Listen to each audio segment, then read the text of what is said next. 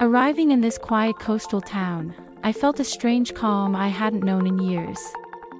My Airbnb overlooked the ocean, a soft, steady blue that seemed to reach right into the chaos I carried. I unpacked and set up my laptop, checking the Wi-Fi reflexively.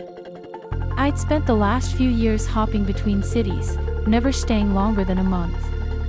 This was my longest stop since college, since I decided never to let myself get attached to one place, or person, again. My no attachments rule had its roots in a heartbreak I'd barely recovered from. A few years back, I'd fallen hard for someone I met during a study abroad semester in Spain. We made plans, dreams, and promises to make it work, but when I returned home, the distance slowly erased those dreams.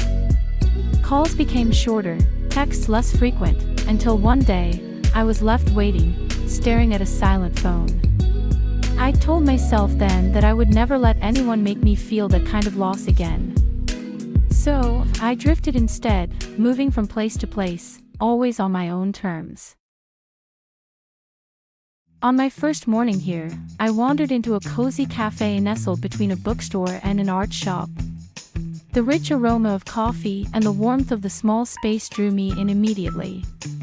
Behind the counter was Mark, a barista with a welcoming smile and an easygoing nature. As he made my coffee, we chatted a bit, and there was a gentleness about him that caught me off guard. I lingered a little longer than necessary, feeling an ease I hadn't felt in years. In the days that followed, my visits to Mark's cafe became routine. I'd settle into a corner seat, watching the rhythm of the town while he brewed cup after cup, his conversations with customers so genuine, so present.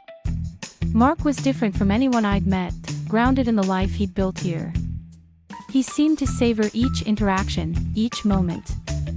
I couldn't help but question my own habit of leaving everything behind. Was I really living, or just hiding? One evening, Mark and I took a long walk along the beach, the sky painted with colors I hadn't slowed down to notice in ages. We talked about everything, our dreams, our disappointments, our fears. Just as I felt myself leaning closer, the moment broke, and I pulled back, startled by my vulnerability. But I couldn't shake the feeling that I was tired of running, tired of being alone. As my departure date crept closer, I felt a knot of anxiety build inside me. I was distracted, torn between my old resolve and this new feeling that staying might be worth the risk.